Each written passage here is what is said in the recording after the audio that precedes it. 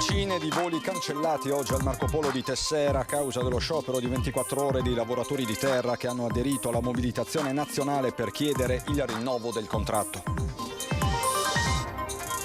10 B&B abusivi e redditi non dichiarati per 230.000 euro è quanto scoperto dalla Guardia di Finanza al Lido di Venezia, sanzioni complessive per 49.000 euro. Restituito allo Stato dal Nucleo Carabinieri Tutela Patrimonio Culturale di Venezia un tesoro archeologico di 226 reperti rari risalenti all'Etruria antica e all'età romana. 8 settembre, oggi giornata mondiale della fisioterapia che in Veneto conta 5.000 professionisti di ordini territoriali chiedono alla Regione l'istituzione del fisioterapista di comunità. Lo dico ad Antenne, infiltrazioni d'acqua al tetto mai riparate dal Comune, il grido d'allarme per il disagio in un'abitazione popolare a Marghera. Presentato alla Mostra del Cinema, il docufilm La Campanella racconta una bellissima pagina dei Vigili del Fuoco e dei valori che animano il corpo. Dopo un lungo stop torna l'appuntamento con Riviera Fiorita che coinvolge gli 11 comuni rivieraschi e che vedrà il clou con il corteo acqueo di domenica da Stra a Malcontenta. Bentrovati, buonasera telespettatrici, telespettatori di Antenna 3. In primo piano per questa edizione veneziana dei nostri telegiornali l'autentica giornata di passione vissuta all'aeroporto Tessera di Venezia. Oggi la mobilitazione nazionale, quasi un centinaio i voli cancellati. Caos voli e forti disagi perché aveva programmato la partenza per le vacanze, così il rientro a casa con la cancellazione di diverse decine e decine di voli all'aeroporto Marco Polo di Tessera per lo sciopero indetto a livello nazionale dei lavoratori del personale di terra. Aderiscono per 24 ore allo sciopero nazionale, lottiamo per la nostra dignità salariale e lavorativa, diciamo basta sfruttamento. Questo lo slogan con tanto di striscione, ce ne sono tanti altri che accompagna lo sciopero, appunto per chiedere maggiore dignità salariale, ovvero il rinnovo del contratto di lavoro. Allo scalo veneziano ad aderire allo sciopero handlers, assistenti ai park, steward e hostess di terra, ovvero impiegati ai check-in degli imbarchi, molti dei quali stagionali. Tutti attendono il rinnovo del contratto scaduto da 8 anni. Da oltre un anno e mezzo noi abbiamo riportato alla luce il problema della mancanza del contratto per quanto riguarda i lavoratori dell'handling, condizioni di lavoro che sono diventate insostenibili, mancanza di personale perché le persone scappano. Il motivo per cui scappano è che il salario è veramente basso. A prendere parte allo sciopero anche gli addetti alla sicurezza. Per quanto riguarda invece il comparto della sicurezza che aderisce comunque e segue il comparto degli handler, stiamo chiedendo il rinnovo della nostra contrattazione di secondo livello. A manifestare il forte malumore dei lavoratori di terra una trentina aderenti al sindacato Fly con tanto di corteo lungo tutta l'area aeroportuale, bloccando anche il traffico alle rotonde sia in entrata che in uscita.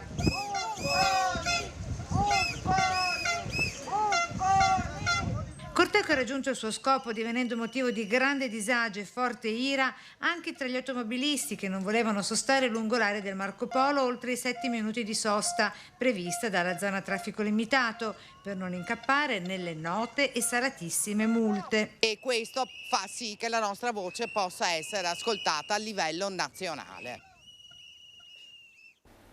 La cronaca, 10 strutture ricettive abusive e redditi non dichiarati per 230.000 euro è quanto scoperto dalla Guardia di Finanza durante una serie di attività di controllo al Lido di Venezia dove è in corso la Mostra del Cinema, verifiche che hanno comportato sanzioni complessive pari a 49.000 euro. I militari del primo nucleo operativo metropolitano e gli agenti della Polizia Municipale hanno svolto una capillare attività di monitoraggio effettuando oltre 30 controlli. I controlli hanno riguardato anche il commercio abusivo, in particolare sono stati sequestrati più di 7.000 articoli privi di etichette o informazioni complete o in lingua italiana, articoli di bigiotteria in vetro, souvenir di vario tipo e teli mare, sanzionati 6 esercenti. In tema di lavoro sommerso sono state individuate 7 persone in nero. Questa l'operazione quindi congiunta di Fiamme Gialle con Polizia Locale di Venezia. Presentata stamane a Palazzo Ducale locale, un'importante collezione archeologica recuperata dal Nucleo Carabinieri Tutela Patrimonio Culturale di Venezia, un recupero davvero straordinario. Un'importante collezione archeologica formata da 226 reperti è stata restituita allo Stato grazie al Nucleo Carabinieri Tutela Patrimonio Culturale di Venezia e presentata a Palazzo Ducale dal sovrintendente per il comune e dal comandante, alla presenza di altri rappresentanti universitari e di ricerca. La collezione è rappresentativa di varie ceramiche e manufatti bronzei riferibili a corredi funerari di necropoli dell'Etruria antica, di materiali italici e vitrei di età imperiale romana. I beni sono stati controllati e successivamente sequestrati nel novembre 2022 nell'ambito di un'attività ispettiva della sovrintendenza. Hanno permesso di ricostruire tutti i passaggi di proprietà dei beni e arrivare alla considerazione, alla conclusione che non erano legittimamente detenuti dall'attuale detentore, che ne era entrato in possesso a seguito di un lascito ereditario. La normativa vigente prevede che il privato che intenda rivendicare la proprietà di reperti archeologici sia tenuto a fornire la prova che gli siano stati assegnati dallo Stato per varie motivazioni. In questo caso il proprietario, veneto, era ignaro e infatti ha collaborato fino alla consegna della collezione alla sovrintendenza. Sono stati svolti gli accertamenti al fine di ricostruire eventuali scavi clandestini o comunque sia chi abbia ricettato, commercializzato questi beni. Gli accertamenti sono in corso e comunque sia il detentore ad oggi non è stato coinvolto nei fatti giudiziari. I temi della sanità, ci sono degli aggiornamenti, delle novità per quanto riguarda il Covid. Niente tamponi per gli asintomatici che arrivano al pronto soccorso, mentre per i sintomatici scattano i test anche per la ricerca di altri virus. Lo indica la nuova circolare del Ministero della Salute firmata dal direttore della prevenzione Francesco Vaia, esaminato l'attuale andamento clinico epidemiologico. Previsto il tampone nei trasferimenti da una struttura all'altra e nelle RSA. In caso di sintomi si indica di evitare l'ingresso nelle strutture sanitarie. Il test, continua la circolare del Ministero della Salute, è indicato anche per i pazienti che dichiarano di aver avuto contatti stretti con un caso confermato Covid con esposizione negli ultimi 5 giorni. Inoltre, oltre all'indicazione per i visitatori e accompagnatori che presentano sintomi di evitare di accedere alle strutture sanitarie, la circolare indica anche la necessità per gli operatori sanitari con sintomi compatibili con il Covid di evitare di accedere in setting assistenziali sia in degenza che ambulatoriali, dove sono presenti pazienti immunocompromessi e fragili secondo le modalità e le procedure adottate dalle direzioni delle strutture. Così in materia Covid. Oggi, tra l'altro, 8 settembre, in tutto il mondo si celebra la giornata della fisioterapia, specialità che in Veneto conta 5.000 professionisti, i cui rispettivi ordini territoriali chiedono alla Regione l'istituzione del fisioterapista di comunità. 8 settembre 2023, anche in Veneto, si festeggia la giornata mondiale della fisioterapia, giornata dalla doppia valenza, visto che si celebra un anno dalla formazione degli omonimi ordini professionali. Nei giorni scorsi l'incontro a Mestre. Noi siamo la terza professione come numero di professionisti presenti in Italia, dopo i medici e gli infermieri. Siamo circa 70.000 sul territorio nazionale e 5.000 nel Veneto. Fisioterapia è professione presente in tutti i luoghi di vita, tema scelto per l'occasione, abbracciato dalle sezioni venete. Chiedono alla Regione di istituire la figura del fisioterapista di comunità. Stiamo lavorando attraverso la proposta del fisioterapista di comunità, già presente in altre regioni, ma ancora non presente purtroppo da noi, ma siamo fiduciosi che l'amministrazione regionale dia spazio a questa ipotesi di lavoro. I fisioterapisti, professione che in ambito riabilitativo si occupa tanto di bimbi quanto di adulti, prevenendo o curando problemi legati all'apparato muscoloscheletrico, neurologico o viscerale. Attraverso questa giornata vogliamo proprio avvicinarci alla popolazione, ai cittadini, a far capire come rivolgersi a un fisioterapista, come riconoscere che il fisioterapista a cui si rivolgono è effettivamente un iscritto all'ordine professionale. Rimaniamo in ambito sociosanitario perché volano le rette nelle RSA, le famiglie non riescono a far fronte ai costi crescenti dovendo farsi carico della retta completa che arriva anche a 3.000 euro. L'allarme arriva dai sindacati, il nuovo allarme. ULSS 3 e ULSS 4 dicono avrebbero terminato le impegnative, perciò chi presenta la domanda per entrare nelle strutture non ha alternative se non accedere con prezzo completo dell'assistenza a carico dei familiari. Per questo i sindacati chiedono l'apertura di un tavolo di confronto con la Regione del Veneto affinché stanzi le risorse necessarie per coprire i bisogni degli anziani e delle loro famiglie. Questo il nuovo fronte. E veniamo alla nostra rubrica, lo dico ad Antenna 3, infiltrazioni d'acqua al tetto mai riparate dal Comune. Questo è il grido d'allarme per il disagio in un'abitazione di Marghera. La muffa nel soffitto di casa in emergenza abitativa e i continui appelli inascoltati hanno fatto esasperare Rossella Brinis, collaboratrice scolastica all'università che vive con il marito parzialmente invalido in via Giovanni Canestrini a Marghera. Ho un disagio di più di 2 anni in questo appartamento. Mi sono rivolta a vari uffici del Comune di Venezia e all'Atter di Venezia. Dalla disperazione ho scritto anche all'assessore Venturini.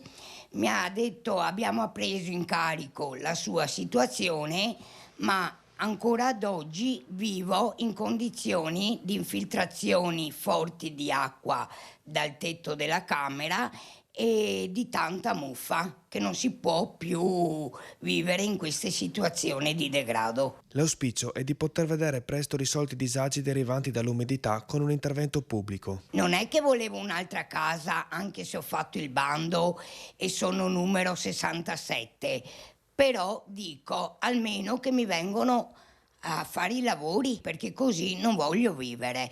Ogni volta che piove mi trovo la camera allagata. Questo problema l'avevo anche sulle scale, ma tramite i pompieri sono riuscita a farlo riparare. L'Atter è corso subito, qua non corre nessuno. Abbiamo un'ampia pagina da dedicare alla mostra del cinema, lo faremo subito dopo la pubblicità, fra poco.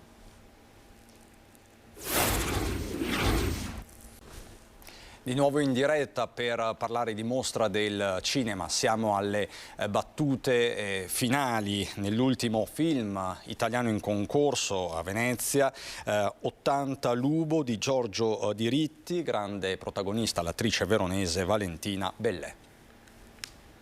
È un anno speciale, un anno un po' particolare questo, insomma, con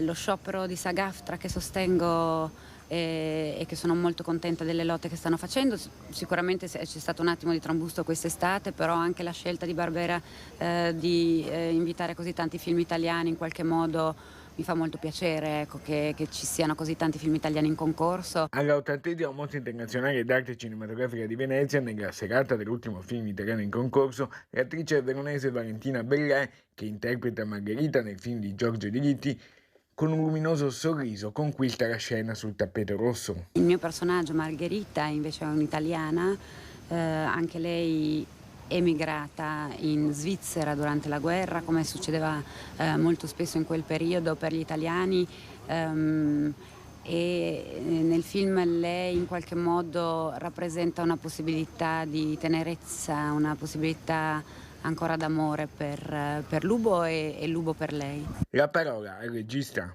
Sto provando un senso di gioia e felicità, perché insomma ho già i capelli grigi e quindi essere qui in concorso diciamo è un sogno che coltivo anche da tempo. E sono contento poi in particolare perché essere qui vuol dire portare Lubo, questo film, questa storia particolare che parte dal romanzo di Mario Cavatore, Il seminatore, che mette in luce una cosa poco conosciuta, cioè questa discriminazione un po' che c'è stata nei confronti di un'etnia nomade degli Ienici in Svizzera, a cui portarono via i bambini dagli anni diciamo 30 fino agli anni 70. E alla mostra è stato presentato anche il docufilm La Campanella, protagonisti i Vigili del Fuoco. La Mostra Internazionale d'Arte Cinematografica di Venezia abbraccia con affetto e gratitudine l'operato dei Vigili del Fuoco, con cui la Biennale stessa collabora tra l'altro quotidianamente a strettissimo contatto in ogni festival e non solo, in particolare un rapporto di amicizia e stima, nato durante il Covid. Il docufilm dei Vigili del Fuoco La Campanella, con la regia di Antonio Maria Castaldo, prodotto dal Dipartimento dei Vigili del Fuoco in collaborazione con l'Istituto Luce di Cinecittà, racconta la storia di Villa Bellavista, che ha accolto gli orfani dei Vigili del Fuoco nel dopoguerra. Ecco, una piccola grande storia del Corpo Nazionale che racconta però un pezzo di storia italiana, di quando lo Stato ovviamente sosteneva le famiglie, era accanto ai ragazzi, li faceva crescere e li toglieva da momenti anche di miseria. Noi ricordiamo quegli anni drammatici del secondo dopoguerra e quindi insomma un bel racconto, una bella storia italiana. La proiezione è la presenza di un folto numero di autorità, tra i quali il sottosegretario al Ministero degli Interni Emanuele Prisco e il prefetto di Venezia Michele Di Bari.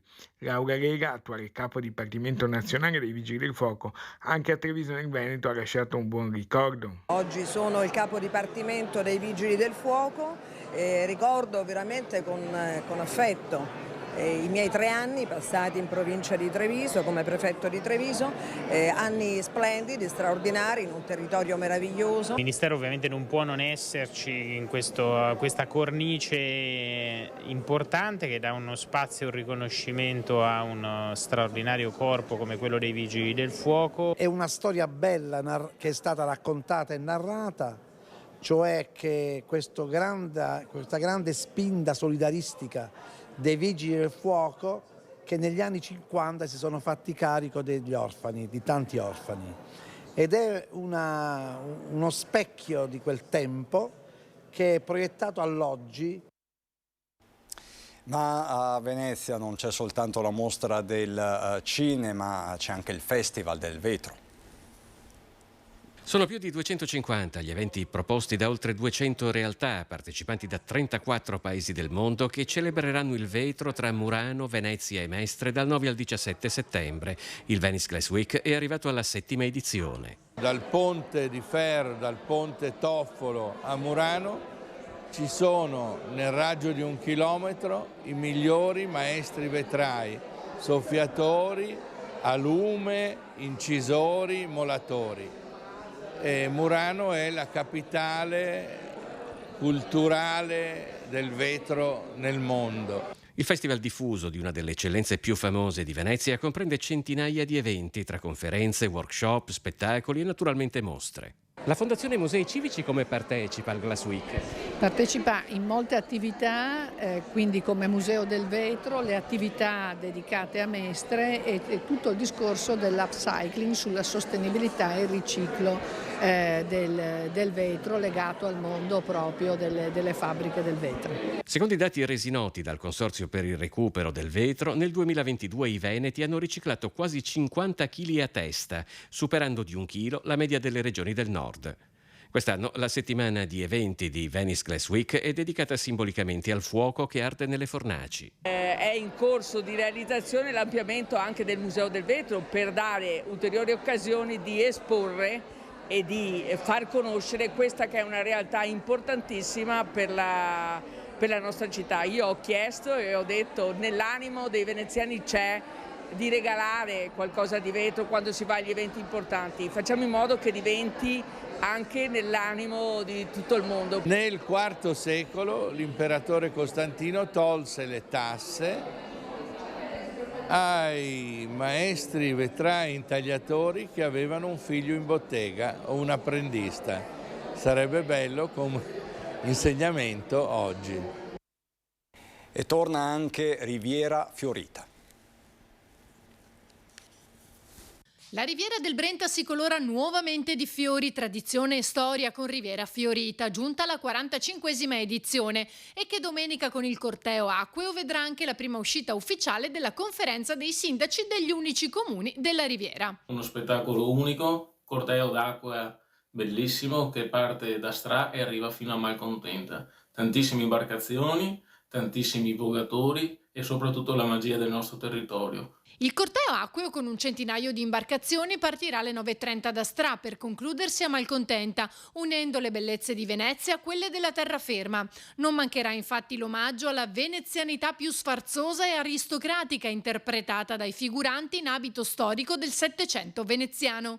Il volere nostro quest'anno è stato quello di unire quello che è la parte storica di Venezia e del Naviglio Brenta, che poi sappiamo, no? È la continuità del Canal Grande che portava tutti i viveri, il carbone e tutto il resto nelle ville venete, e unirla con quello che è oggigiorno la realtà del nostro territorio, della nostra riviera del Brenta, e quindi tutte quell'artigianato che possiamo non solo toccarlo o indossarlo, ma soprattutto possiamo degustarlo. L'evento, partito giovedì 7, continua dunque il suo percorso di valorizzazione del patrimonio artistico e umano lungo la riviera, antica via d'acqua, nonché contesto storico-ambientale, offrendo ai residenti e turisti sempre nuove opportunità.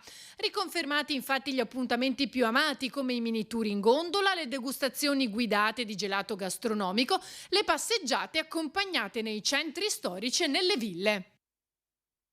Sapete che questa è l'estate degli scontrini, e a proposito ce n'è uno che riguarda Venezia che sta diventando virale. Vi leggo la notizia dai portali online: Cateno De Luca, cena a Venezia, posta lo scontrino, ecco quanto ho speso. Poi dicono che Taormina è cara, Cateno De Luca è primo cittadino di Taormina e si lamenta del fatto che ha pagato degli spaghetti al pomodoro 30 euro. Ovviamente è una vicenda, uno sfogo social che sta diventando virale. Vedremo se ci saranno delle risposte, magari da parte del sindaco di Venezia. Insomma, staremo a vedere. Adesso per noi c'è il meteo. Da Venezia e provincia è tutto. Buona serata.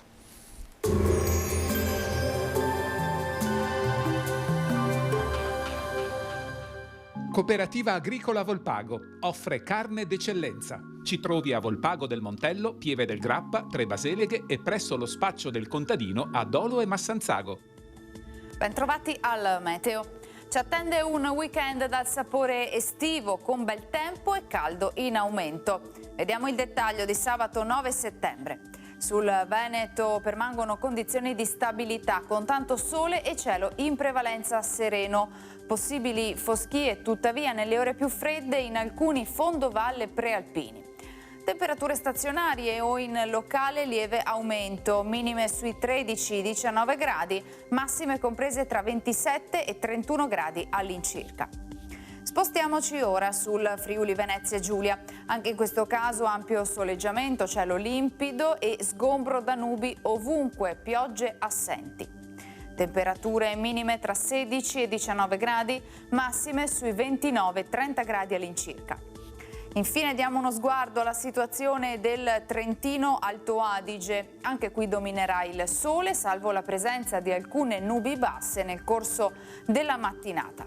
Temperature minime intorno a 16-17 gradi, massime sui 30-33 gradi. Dal meteo per ora è tutto, vi auguro un buon proseguimento in nostra compagnia.